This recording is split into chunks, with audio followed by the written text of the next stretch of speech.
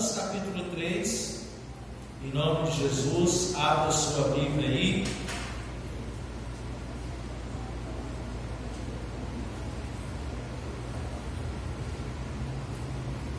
Fé, essa palavrinha então pequena e de um significado tão grande, né? Fé é a palavrinha pistis, no grego é a palavra pistis.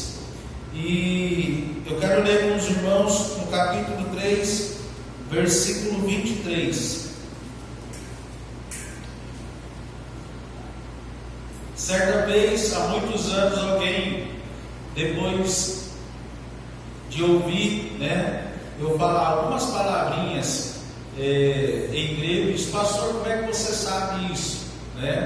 Eu disse assim: olha, porque eu estudei, de fato eu estudei. E se alguém perguntasse hoje, irmão, pastor, como é que você sabe isso? Eu ia ter que falar: olha, hoje tem um aplicativo, tem uma Bíblia, um aplicativo que você compra, é uma Bíblia em português, e aí quando você quer saber o significado da palavra em grego, você tem que ir lá e aperta na palavra, já vai aparecer a palavra em grego e o seu significado. Então, hoje já se tornou tudo mais fácil. Na minha época você tinha que ir nos livros, estudar, procurar, tinha que comprar um livro. Hoje você só precisa comprar um aplicativo. E parece que teve um irmão aí já conseguiu um aplicativo gratuito. E para que serve isso? Serve muitas vezes, irmãos, para a gente entender um pouco melhor a palavra de Deus. Porque a Bíblia, a palavra de Deus, ela não foi escrita em português. Ela foi escrita em hebraico, aramaico e grego. E muitas vezes o significado dessas línguas, quando a gente estuda naquela língua, a gente tem uma clareza maior do que o Senhor quis dizer. Então é por isso que às vezes é importante a gente dar uma lida um pouco mais para aprender. Mas hoje já está bem mais fácil. Se quiser, você compra o aplicativo e você já tem essa facilidade aí. Mas capítulo 3, se você encontrou aí, vamos ler desde o versículo 23. Diz assim: pois todos pecaram e carecem da glória de Deus, amém? Sendo justificados gratuitamente por sua graça, mediante a redenção que há em Cristo Jesus, a quem Deus apresentou como propiciação no seu sangue, mediante a fé. Amém? Glória a Deus. Então aqui o Senhor fala para nós que todos pecaram. Não tem nenhum homem, nenhuma mulher que não tenha pecado. Todos pecaram. E a Bíblia, ela diz que todos carecem da glória de Deus. Nós acabamos de cantar essa palavra aí, glória, glória. E se eu não estou enganado, essa palavra, ela é quase que a mesma pronúncia em várias línguas, E nós cantamos a glória de Deus. Então o pecado, ela nos separa da glória de Deus e faz com que nós nos tornemos carentes da glória de Deus. Mas a Bíblia diz, irmãos, em Isaías, que o pecado, ele nos separa de Deus.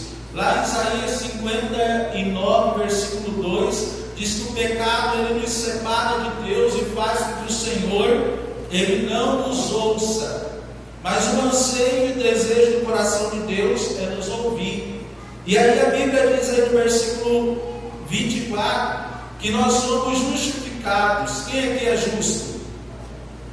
Você foi justificado diante de Deus através da pessoa de Jesus Cristo. Olha o que a Bíblia diz aí: sendo justificados gratuitamente por sua graça, mediante a redenção que há em Cristo Jesus.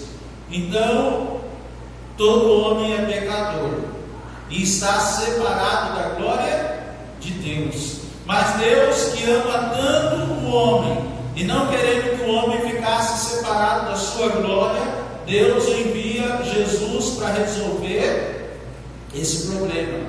E a Bíblia diz que nós somos justificados por sua graça. Ou seja, nós somos justificados pelo favor imerecido de Deus. Graça é um favor de Deus que nós não merecemos. E a Bíblia diz aí que isso é pela nossa fé. Abra sua Bíblia agora lá em Efésios capítulo 2. E quero conversar com os irmãos, falar com os irmãos hoje sobre uma fé dogmática e uma fé pragmática, uma fé de doutrina e uma fé prática. E a palavra do Senhor diz aí, Efésios capítulo 2, versículo 8.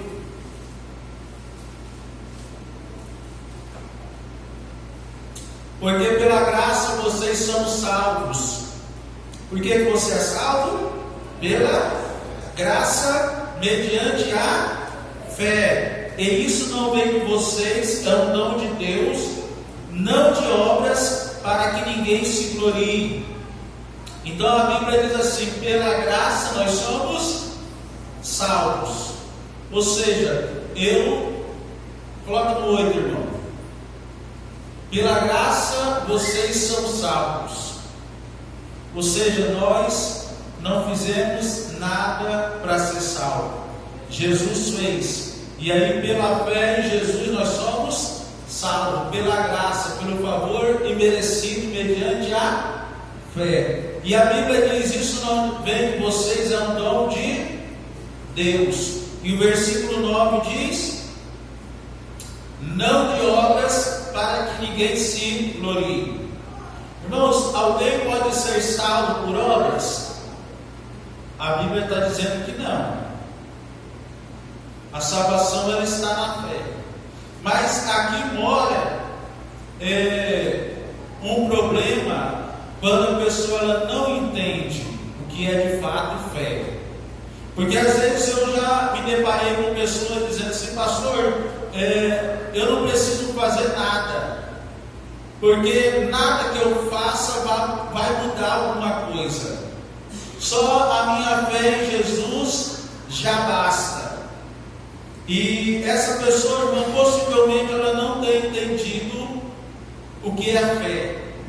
Ela não entendeu o que é fé. E algumas pessoas elas estão se escondendo atrás desse pensamento, dizendo: pastor, nada que eu faça, de bom ou ruim, pode mudar alguma coisa. A obra, como a Bíblia diz, não de obras para que ninguém se glorie. Não de obras para que ninguém se glorie. E de fato é isso, irmãos. Quando a gente fala de uma fé dogmática, é essa fé que nós cremos em Jesus. Nós cremos em Jesus como Senhor da nossa vida, como nosso Salvador. Mas a Bíblia, ela não se resume apenas nesse texto. A Bíblia, ela não se resume apenas nesse texto. Tiago, e nós vamos meditar em Tiago daqui a pouco. Talvez por causa dessa confusão de algumas pessoas acharem que não, eu creio em Jesus e está resolvido e eu vivo de qualquer maneira, porque nada que eu faço muda alguma coisa. Diante disso, Deus usa a vida de Tiago para também escrever uma carta, para que essa carta pudesse estar abrindo o entendimento da igreja. E por que eu estou falando isso, irmãos? Porque eu acredito que a gente está vivendo um momento que as pessoas elas não estão apenas interessadas naquilo que nós cremos, mas elas estão interessadas em como nós cremos, como aquilo que nós cremos influencia a nossa vida no dia a dia. Elas estão interessadas em que a nossa fé nos ajuda a resolver os nossos problemas. Como a minha fé me ajuda a fazer interessada em como que a minha fé me auxilia no tratamento e no cuidado com a minha esposa e da esposa com o marido. Elas estão interessadas não simplesmente que eu creio em Jesus, mas como eu crio os meus filhos. Porque a nossa fé tem uma ligação direta com como nós vivemos. Não é simplesmente, eu creio e aí a minha fé não tem ligação nenhuma com aquilo que eu vivo. Não tem toda a ligação. Existe um pensamento de algumas pessoas que acreditam que Deus existe, mas ele não se relaciona com as pessoas.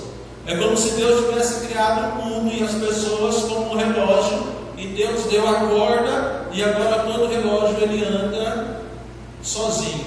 Deus não interferiu mais na humanidade. Deus não interfere na humanidade, segundo as pessoas que pensam dessa maneira. Então, quando alguém pensa assim, ela está dizendo: olha, Deus não interfere para o bem e nem Deus interfere para o mal. Deus simplesmente criou o mundo e ele saiu de cena. E nós vemos que isso, biblicamente, não é verdade, porque nós vemos a intervenção de Deus em toda a Bíblia. Deus agindo e Deus intervindo em toda a Bíblia. Mas a palavra de Deus diz que aquilo que nós cremos interfere em toda a nossa vida. Quando você entregou a sua vida a Jesus, isso interferiu em toda a sua vida. Talvez você não tenha consciência disso, mas interferiu em toda a sua vida. Agora abra a sua Bíblia lá em Tiago. Tiago fica depois de Hebreus.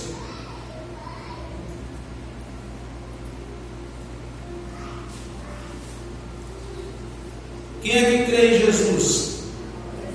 Amém? Tiago capítulo 2.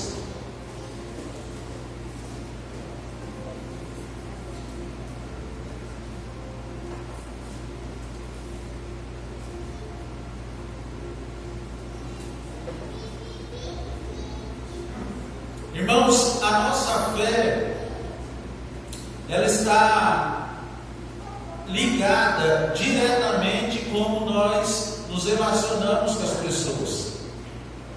Diretamente ligada como nós nos relacionamos com as pessoas. Olha aí no capítulo 2. O Senhor está dizendo assim, olha aí no versículo 1: meus irmãos, vocês não podem dizer que têm fé em nosso Senhor Jesus Cristo. Ele está dizendo: olha, vocês não podem dizer que têm fé em nosso Senhor Jesus Cristo, o Senhor da glória, e ao mesmo tempo tratar as pessoas com parcialidade. O que o texto está dizendo, irmãos? Que a minha fé está ligada diretamente como eu trato as pessoas. Então a fé, ela tem a ver com o dogma, mas ela tem a ver com a prática. Está dizendo: olha, nós não podemos dizer que nós temos fé no nosso Senhor Jesus Cristo e tratarmos as pessoas com parcialidade.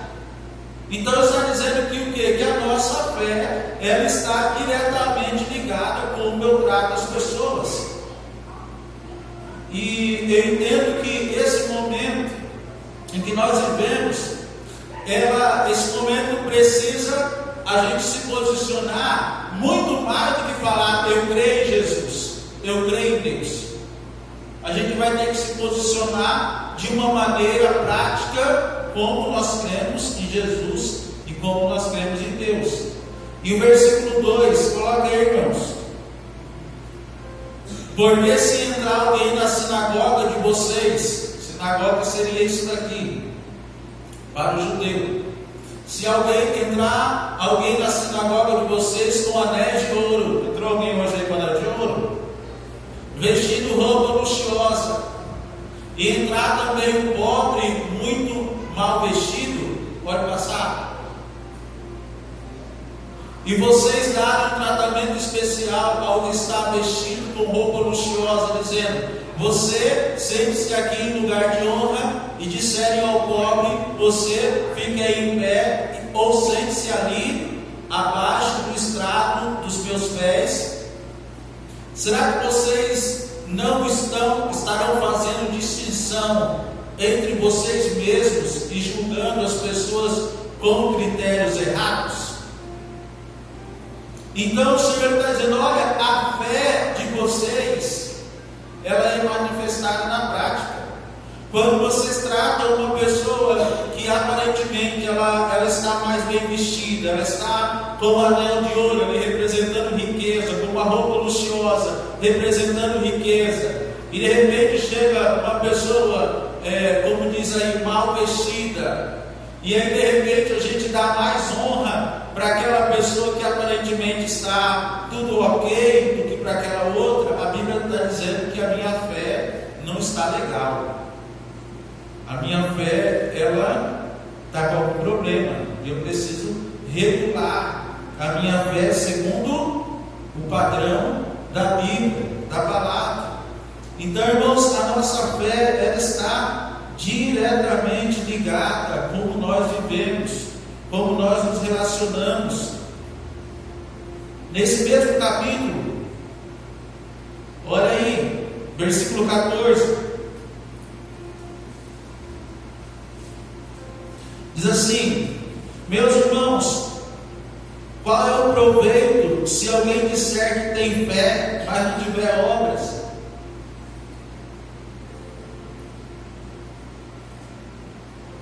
Qual o proveito se eu disser que eu tenho fé, mas não tiver obras? O Senhor, Ele está o quê? Ele está nos confrontando como igreja, dizendo, olha, a fé é importante, mas a fé verdadeira, ela nos leva a uma ação. A fé verdadeira, ela nos leva a agir. Versículo 15 diz assim: se um irmão ou uma irmã estiverem com falta de roupa ou necessitando de alimento, e um de vocês lhes disser, vão em paz, tratem de se aquecer e de se alimentar bem, mas não lhes dão o necessário para o corpo, qual é o proveito disso? Assim também a fé, se não tiver obras, por si só está morta. A fé precisa ter obras. Nós cremos em Jesus, nós cremos na palavra. Eu creio no que a palavra de Deus diz. Essa palavra, ela precisa me ensinar, como eu disse, a me relacionar na minha casa. E quando eu falo isso, irmãos, não é porque o pastor está 100%, não estou 100%. É o que o Senhor ministrou no meu coração nesses dias. Que a gente precisa, a gente está vivendo um momento que simplesmente falar eu sou crente, ou simplesmente eu creio em Deus, ou eu sou cristão, não. O Senhor quer nos levar a essa palavra aqui, como eu me relaciono com meu filho com essa palavra. Se eu sento com meu filho para ler essa palavra aqui, o que o Senhor falou, ministrou e me confrontou é isso. Como é que eu sento com meu filho para me relacionar com isso aqui? Não é simplesmente eu dizer eu sou cristão, eu sou filho de Deus. Sim, você é, eu sou, mas como isso muda a minha vida? Como isso muda o relacionamento com meu filho? Como isso muda o relacionamento com a minha esposa? Como que isso muda? Ou não muda nada? Precisa mudar. E aí o Senhor, Ele diz assim: a fé, se não tiver obras, por si mesmo está morta. E aí parece que a gente tem que lutar contra essa fé que não move, com essa fé que não age, com essa fé que não toca a vida da outra pessoa, principalmente daqueles que estão perto de nós. E aí o Senhor, ele confronta ainda mais a igreja. Quem é que crê em Deus? Grande coisa.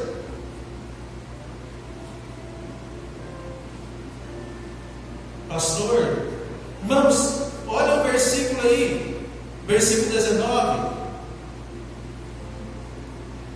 O grande coisa é segundo a minha linguagem, mas é isso que está dizendo no versículo 19 aí? O que está dizendo no versículo 19? Você crê que Deus é um só? Aí na linguagem, segundo eu mesmo, diz assim, grande coisa. Por que grande coisa? Porque até os demônios creem e tremem. Até os demônios creem que há um só Deus e tremem, mas não obedecem. Essa fé morta, essa fé inoperante é uma fé de demônios. Essa fé que não me leva a agir de acordo com o que eu tenho recebido do Senhor, como diz a Bíblia, é uma fé morta. O Senhor vai falando através de Tiago, falando sobre fé, e aí ele faz essa pergunta: olha, vocês creem que há um só Deus? E aí, com certeza, a afirmativa foi sim. Eu imagino quando esse texto de Tiago chegou em alguma igreja, e de repente ele estava lendo, e ele diz: olha, aqui está perguntando se nós cremos em um só Deus. E aí a resposta foi sim. E ele disse: olha, muito bom, mas nós precisamos avançar.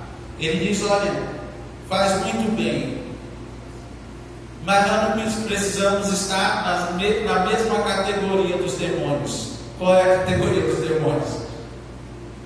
Eles creem que há um só Deus, porque um dia eles estiveram lá. Esses demônios aqui, possivelmente, como nós cantamos aqui, um dia eles cantaram Santo, Santo, Santo, e no final depois vamos cantar de novo essa canção. Esses demônios aqui, irmãos, possivelmente um dia eles estiveram diante do próprio Deus e eles cantaram Santo, Santo, Santo, Santo, Santo é o Senhor dos Exércitos. Mas então eles caíram, eles desobedeceram. E aí a Bíblia diz que eles sabem que existe só um Deus, um só Deus. Por quê? Porque um dia eles estiveram diante desse Deus, um dia eles adoraram a esse Deus, mas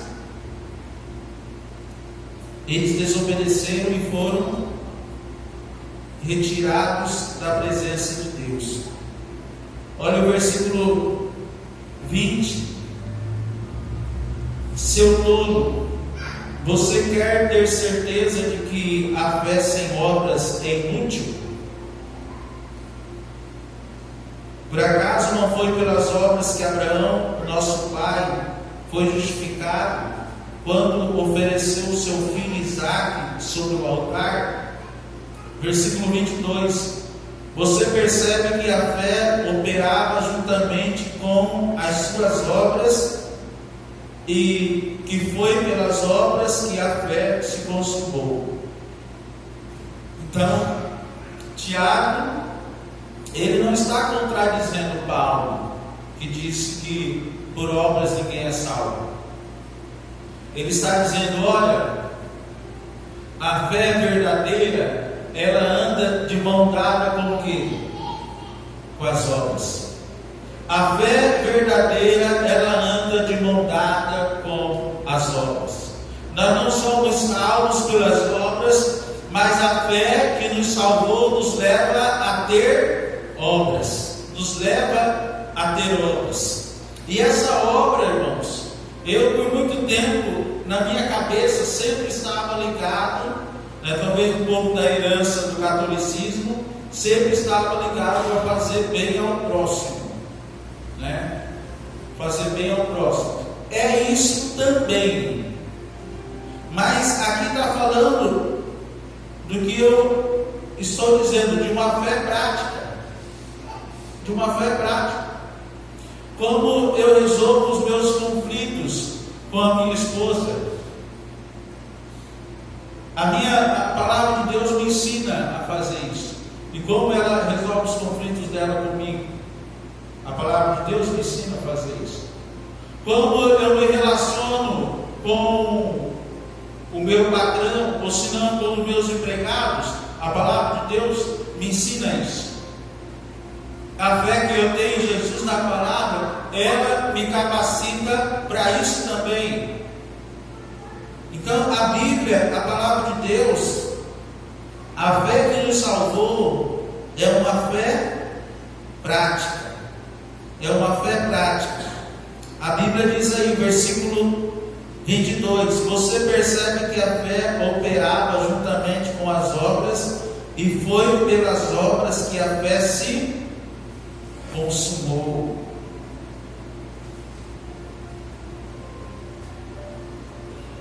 E a palavra do Senhor diz, versículo 26,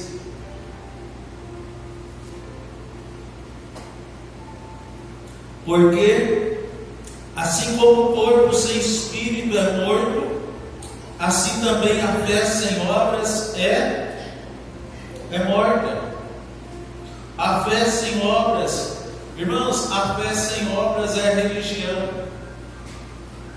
A fé sem obras é religião. E o Senhor, Ele diz que Jesus, Ele não veio, no conceito que nós temos de religião, Jesus não veio inaugurar uma religião. Jesus não veio inaugurar uma religião. Jesus veio, sim, e Ele está edificando a igreja dele. A igreja dele. E a igreja de Jesus é aqueles que creem em Jesus. Né? E a Bíblia diz assim, que aquele que crê em Jesus procure andar como Ele andou. Então a nossa fé, pastor, o pastor acerta em tudo? Não. Talvez erre em tudo, né? Mas acertar em tudo não. Mas a palavra de Deus, ela me ensina e ela me instrui que eu preciso o quê? O que eu creio aqui, irmãos, precisa estar diretamente relacionado como eu me relaciono com a minha família, como eu me relaciono com os meus amigos, como eu trato os meus negócios. Essa fé fora precisa encontrar lugar aqui dentro, e precisa mudar aqui dentro. E aí vai acontecer o que? Vai haver mudança fora novamente. Hoje eu recebi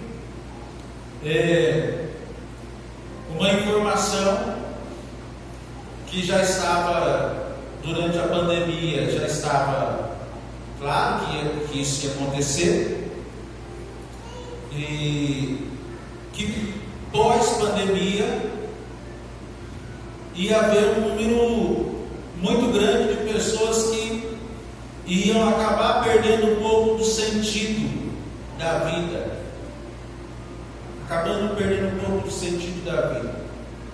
E infelizmente alguns números estão dizendo que isso tem acontecido. E aí, irmãos, nós precisamos o quê? Precisamos dar uma resposta, mas não simplesmente uma resposta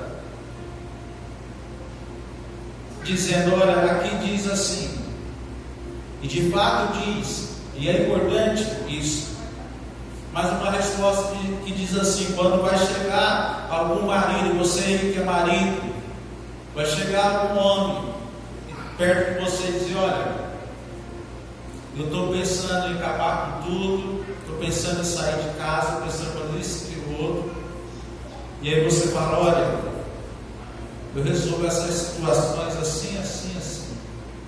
E eu acredito que se você resolver assim, vai dar certo. Deu certo comigo, vai dar certo com você. Quando chegar uma mulher para você que é uma serva do Senhor,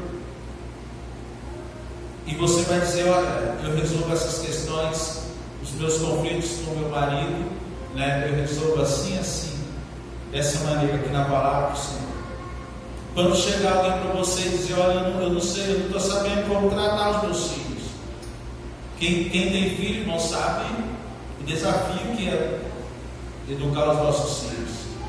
Mas você vai ter a graça, a unção e a sabedoria de dizer: olha, eu procuro educar os meus filhos assim, assim, assim, dessa maneira. Eu sento com eles, eu converso com eles, eu leio a Bíblia com eles. Hoje eu estava pensando, imagina você que é homem, que é um pai de família, você chegar lá no céu e o Senhor perguntar para você assim: quantas vezes você sentou para discipular o seu filho e a sua filha? Quantas vezes você sentou para ler a Bíblia com o seu filho e com a sua filha? Quantas vezes você sentou para orar com o seu filho e com a sua filha? Irmãos, eu estava pensando essa semana, eu não recebi, irmãos, muitas coisas do meu pai. Eu não recebi muitas coisas.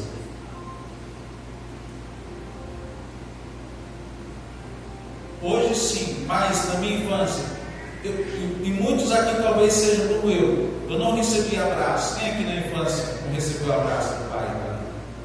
Um monte de gente. Eu não recebi abraço. Se você sabe, eu não recebi abraço. Irmãos, eu não recebi beijo do meu pai. O meu pai, que eu me lembro, nunca me levou para uma igreja. Se ele nunca me levou para a igreja, ele nunca leu um texto da Bíblia comigo. Ele nunca disse: meu filho, senta aqui, vamos ler a Bíblia. Nunca. Ele nunca, na época, como católicos, ele nunca rezou comigo. Nunca. Nada disso.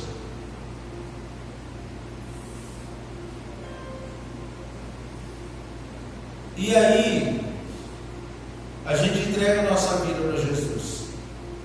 E o melhor que ele fez, o que ele deu dentro daquilo que ele recebeu também. Não, eu não estou falando isso para você cobrar o seu pai. Às vezes ele te deu mais do que ele recebeu. Então eu não trago peso nenhum sobre o meu pai, de maneira nenhuma. Essa questão já está resolvida. Mas talvez ele deu, o pouco que ele deu mais do que ele recebeu. Mas agora eu sou responsável de ministrar ao meu filho mais do que eu recebi, mas muito mais do que isso. Eu sou responsável de correr até o meu pai e receber do meu pai hoje, não pai físico apenas, mas do meu pai espiritual, o próprio pai, quando ele diz assim: olha, entra no teu quarto em secreto, e o teu pai que te vê em secreto te recompensará. Então eu vou receber do meu pai no lugar secreto, e quando eu recebo do meu pai no lugar secreto, eu saio daquele lugar pronto a ministrar na vida do meu filho. Porque aquilo que eu não recebi do meu pai natural, hoje eu recebo do meu pai celestial através da palavra. E alguém pode dizer: pastor, isso é fácil? O que você acha? Não é nenhuma questão de ser fácil ou difícil, é uma questão de nós termos coragem para fazer. Nos momentos difíceis que a gente vê na Bíblia, um homem de Deus fazer alguma coisa, o que Deus geralmente falava para o homem era o quê?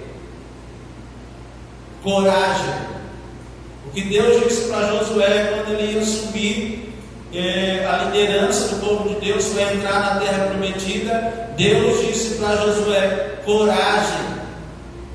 Em outras palavras, não seja frouxo. Coragem, não seja frouxo. E é o que o Senhor Ele fala para nós também. Mulheres, às vezes você não recebeu algo que você gostaria da parte da sua mãe, mas hoje você pode recorrer ao Senhor, que é o seu Pai, na palavra, e receber dele, e ministrar sobre a vida dos seus filhos, da sua filha. As mulheres mais experientes na igreja, né? Para não dizer mais velhas. As mulheres mais velhas da igreja, irmãos, existe um encargo sobre a vida de vocês. E o encargo de Deus sobre a vida das mulheres mais velhas qual é? Vocês precisam ensinar as mulheres mais novas. A Bíblia diz isso. Vocês que são mais velhas, ensinam as mais novas como deve ser. Então existe uma responsabilidade. A nossa fé, ela é uma fé que deve ser prática. E isso daí, irmãos, é uma bênção. Isso é uma bênção. Quando nós vemos o que? A palavra de Deus, o poder da palavra de Deus, quando nós vemos a palavra ela saindo daqui e acontecendo na nossa vida. Então a palavra é para te encorajar. Tem algumas coisas que eu ainda não faço, mas eu entendo que eu preciso começar a fazer. Eu entendo que eu preciso intensificar algumas coisas. Eu entendo que eu sou responsável. Não tem outro, eu sou responsável pelos meus filhos. Mas eu já errei tanto, eu não consegui. Não, esqueça, né, como nós lemos na célula essa semana. Esqueça o que ficou para trás e comece a partir de agora. Pastor, mas eu já sei disso e eu não consegui ainda. Irmão, esqueça os seus fracassos e as suas derrotas e comece a partir de agora. Uma dificuldade que nós homens temos, não sei se você tem, uma dificuldade que nós homens temos, e nós somos responsáveis. A dificuldade que nós temos em orar com as nossas esposas. Não precisa levantar a mão. Nós oramos, irmãos. Muitas vezes dobramos o joelho antes de dormir, ou se não, quando vai acordar, a gente ora. Eu imagino que ora. Mas existe o quê? Existe uma barreira, um obstáculo, algo terrível, que nos impede de orar com as esposas. E talvez não, uma das coisas mais poderosas que tem é quando um marido e uma mulher se colocam de joelho para orar pela família, para orar pelos filhos. É o que? É a cobertura dos filhos. É a cobertura dos filhos. Mas nós achamos algo, às vezes, algo muito difícil. E às vezes a mulher, sem muita sabedoria, ela vai e cobra. Se você quer que seu marido não faça algo, cobra. Geralmente ele não vai fazer, né? Porque ele gosta de uma pirraça. Não vai fazer. Mas se usar de sabedoria, pode constranger e fazer. Mas aí, irmão, nós temos que ter o quê? Nós homens, entendimento do que a palavra de Deus ela nos direciona. Nós falamos alguns dias atrás sobre 4 segredos sobre a oração. Orar ao Pai em nome de Jesus, em concordância e segundo a vontade de Deus. Em concordância, quando o marido e uma mulher para orar, em concordância pela família. Nós temos dificuldade, não sei se os irmãos não têm, vocês estão parabéns. Quem não tem, conversa comigo depois de você passar a dica.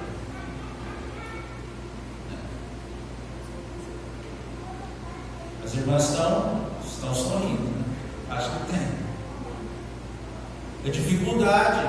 E aí a Bíblia diz, irmãos, que isso é algo tremendo, é algo poderoso do Senhor na nossa vida. Dificuldade que nós temos. O nosso filho, quem tem aqui é pai de menino, a gente que é homem. Geralmente o homem ele tem um anseio de ter um filho menino, né? Tem um anseio. Aí nasce o menino, e aí ele fica muito alegre, o menino. Mas não sei se os irmãos perceberam, quem é pai, parece que chega uma idade que a gente se afasta do menino. Eu não sei se ele começa a achar que ele é homem, né? E aí nós começamos a ficar no mesmo patamar de homem. E a gente começa, peraí, opa, ele está achando que é homem, eu também sou homem. E a gente esquece que não é questão de quem é homem ou quem é mais homem. É questão de pai e filho. E a Bíblia nos orienta, lá em Deuteronômio, a Bíblia diz assim que os pais deveriam ensinar, adorar aos seus filhos enquanto estivessem andando, enquanto estivessem sentados, enquanto levantavam. E aí eu volto àquela pergunta, né? Imagina se o Senhor te visitasse hoje, o Senhor te visitasse, você que é pai, você que é mãe, o Senhor te visitasse hoje e te perguntasse assim: você tem orado para os seus filhos? Você tem lido a Bíblia para os seus filhos?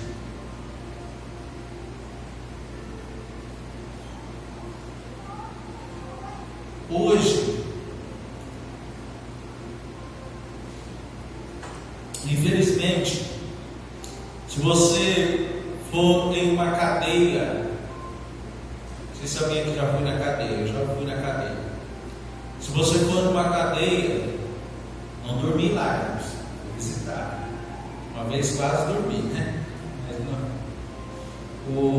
Dessa vez eu quase dormi, eu só não dormi porque o ônibus que estava carregando o pessoal estava lotado, não tinha lugar, né? Me liberasse, falasse: olha, não quero te encontrar na rua mais, né?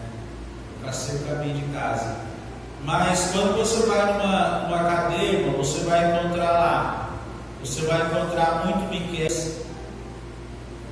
você vai encontrar muito Josué, você vai encontrar muitas pessoas com nome bíblico. Sabia disso? Muitos com nome bíblico. Você vai encontrar vários Moisés lá. Por quê? E aí vocês vão conversar com eles. Eles são filhos de quem? Eles são filhos de crentes. Eles são filhos de crentes. E alguma coisa aconteceu no caminho que acabou fazendo com que eles fossem parar lá. Eu não quero trazer peso sobre os pais daqueles que são presos. Mas, como eu disse no início, a nossa fé, já quero convidar o ministério, a nossa fé, ela precisa, Tiago, eu acho que é Tiago que vai falar. Esse texto veio agora, eu não lembro. Aqui, ó. O Senhor é bom, né? Capítulo 1 de Tiago.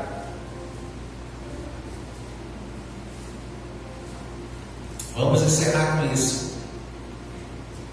Capítulo 1 de Tiago.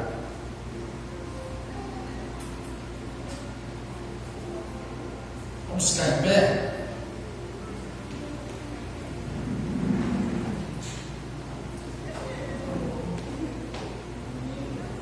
Tiago, capítulo 1. Quem aqui já foi enganado? Quem já foi enganado? Quem aqui já se enganou? Você se enganar hoje se fala em autossabotagem. você se enganar. E a Bíblia diz, irmãos, tudo de novo que aparece hoje eu encontro na Bíblia, tudo de novo. E a Bíblia diz assim, ó, Tiago 1:22, sejam praticantes da palavra, sejam praticantes da palavra, e não somente o que? Ouvintes. De tudo isso que eu falei, irmãos, talvez alguém vai concordar e dizer, é isso mesmo, mas vai sair daqui e não vai mudar em nada. Ele vai saber, e talvez a questão não é o quanto você sabe, mas é o quanto você pratica aquilo que você sabe. Então alguns podem sair daqui dizendo, realmente agora eu fiquei sabendo disso. Mas a Bíblia diz assim que agora que eu fiquei sabendo, eu preciso colocar em prática. Ou agora que eu fui relembrado, porque eu creio que talvez muito que eu falei não é novidade para ninguém. Mas você é encorajado a colocar em prática, porque a Bíblia diz assim, sejam praticantes da palavra e não somente ouvintes. Quem é que ouviu? Quem é que vai praticar? Então, por isso que a palavra de Deus ela nos exorta, ouvir. Digamos, todo mundo foi obrigado a ouvir. Pastor, eu entrei, sentei e eu fiquei com vergonha de levantar no meio, né? Então eu tive que ouvir até o final. Mas a Bíblia diz, olha, não sejam somente ouvintes, enganando a vocês mesmos. Não se engane, não se auto-sabote. Diz assim o versículo 23, porque se alguém é ouvinte da palavra e não praticante, assemelha-se àquele que contempla o seu rosto natural no espelho, pois contempla a si mesmo, se retira e logo se esquece como era a sua aparência. Então, enquanto eu falava aqui, a Bíblia está dizendo assim, é como se a palavra é um espelho. Aí eu me coloco diante do espelho, eu acho que todos nós, ou a maioria, deu uma olhadinha para o espelho antes de vir para cá hoje. Aí você se coloca diante do espelho e você achou que você estava legal para participar do culto, né? Principalmente as mulheres devem ter olhado mais no espelho que nós homens. Nós estamos bem para participar do culto. Mas a Bíblia diz assim que aquele que ouve, mas não coloca em prática, é igual aquela pessoa que vai diante do espelho e fala, olha, está sujo aqui, está sujo aqui, aqui também está sujo. Mas de repente ele sai da frente do espelho e aí ele se envolve com uma outra coisa e esquece do que viu no espelho, né? Esquece do que viu no espelho. E hoje aconteceu, eu não lembro o que a Leidiana falou para o Pedro sobre o rosto dele. Falou assim, Pedro, você viu que o seu rosto estava vermelho? Ele disse, eu não consigo ver o meu rosto.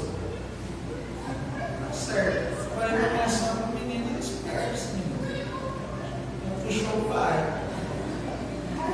Esse menino é esperto. Mas aí eu falei, mas como é que eu não consigo ver o meu rosto? E a gente, irmãos, a gente não consegue ver o rosto da gente. Não consegue ver o rosto. E como que a gente vai conseguir ver o nosso rosto, espiritualmente falando?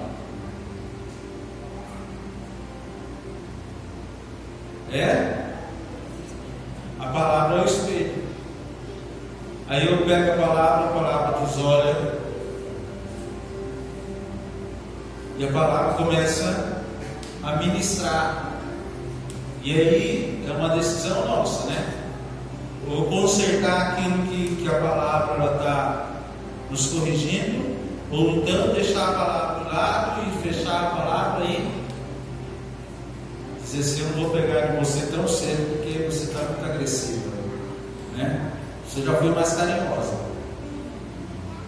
com a primeira caixinha de promessa, né? Mas a palavra é o que? É um espelho. Amém? Vamos orar em nome de Jesus.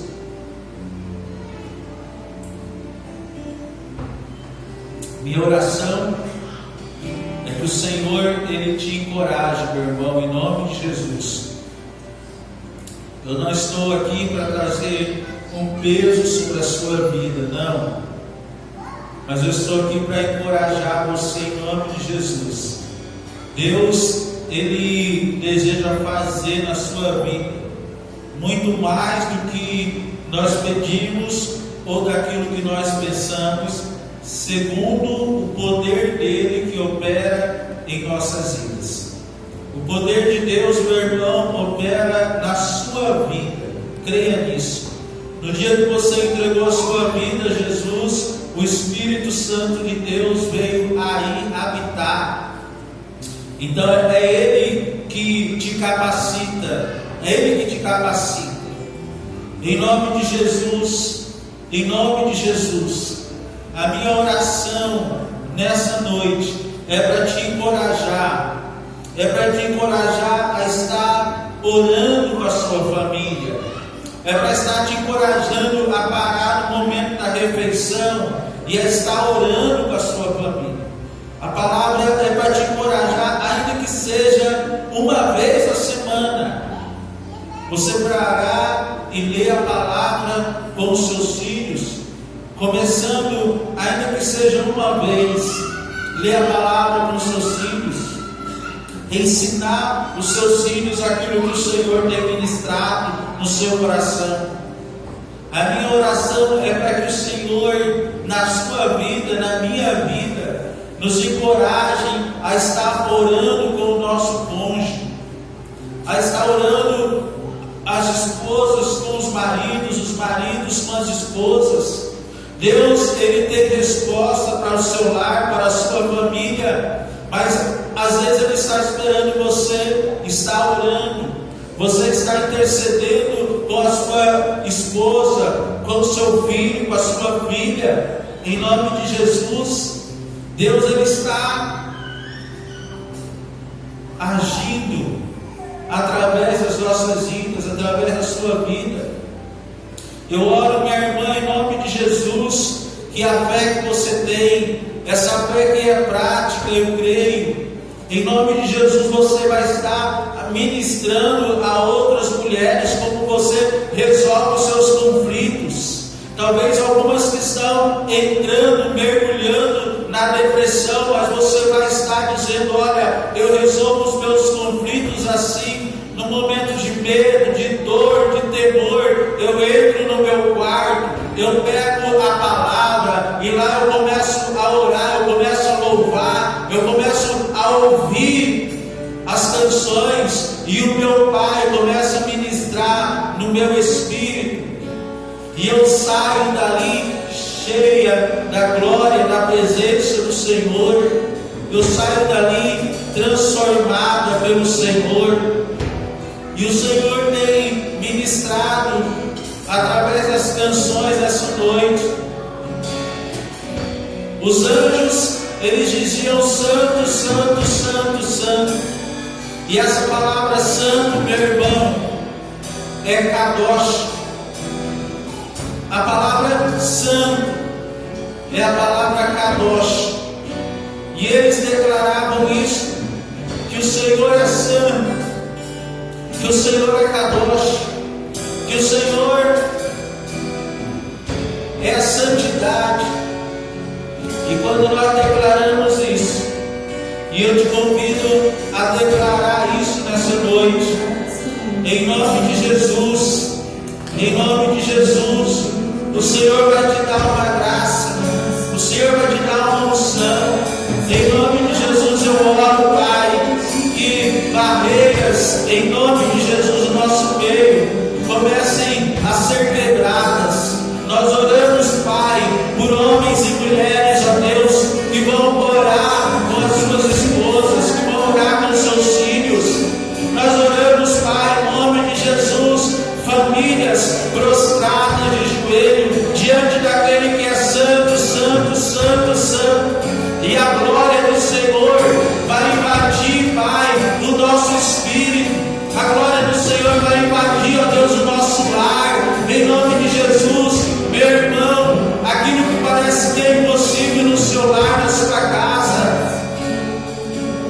Em nome de Jesus, que você se posicione, que você venha orar, que você venha se apropriar da palavra.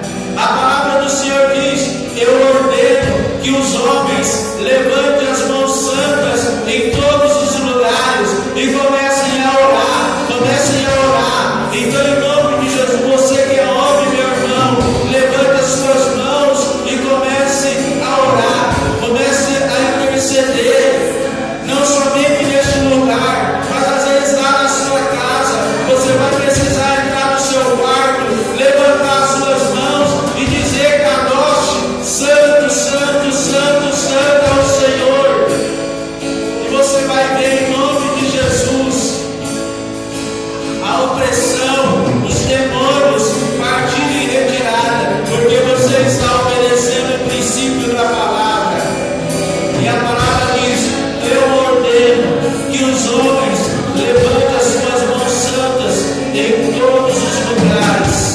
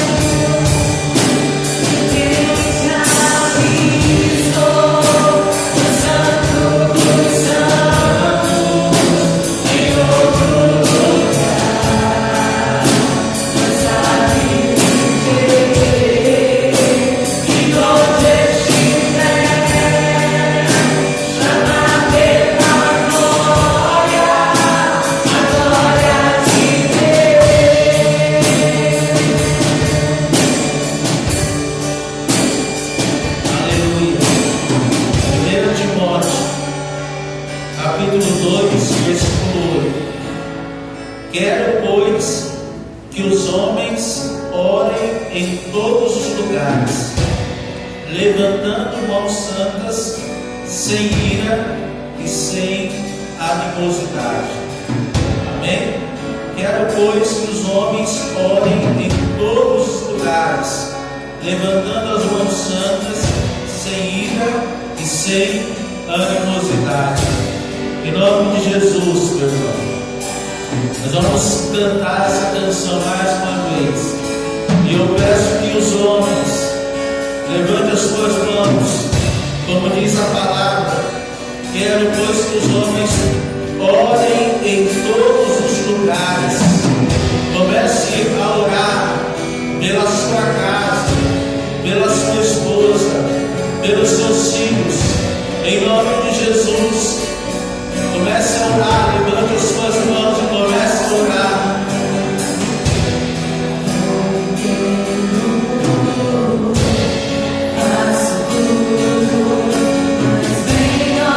As mulheres orem também. Nós concordamos que a presença do Senhor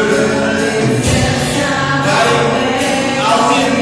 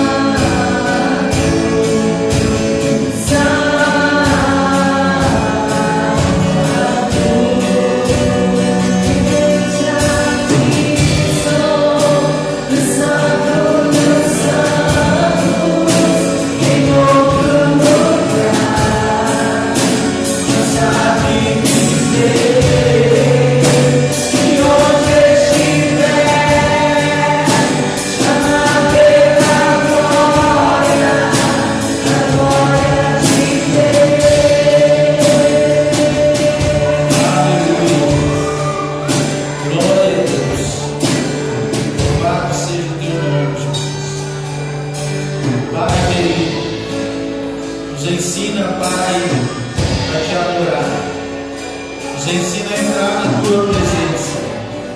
Nos ensina a entrar na tua presença, Pai, sem medo. Nos ensina a entrar na tua presença sem receio. Nos ensina, Pai, a entrar na tua presença como filhos. Em nome de Jesus, Pai, nós oramos ao Senhor, a Deus, nessa noite. Nos ensina a entrar na tua presença como filhos, como herdeiros, Pai. Não como pedintes, mas como herdeiros. Ó Deus, dê clareza, consciência de filhos, de herdeiros, aqueles, ó Pai, que em Cristo Jesus já receberam todas as coisas do Senhor. Nos ensina a entrar, ó Deus, na tua presença, como aqueles, ó Deus, que são receptores, ó Pai, do Espírito Santo do Senhor. Aqueles, ó Deus, que o Espírito Santo do Senhor habita na sua vida, meu irmão, minha irmã, em nome de Jesus. Nós oramos, nós te louvamos, nós exaltamos o teu santo nome, Pai querido, em nome de Jesus.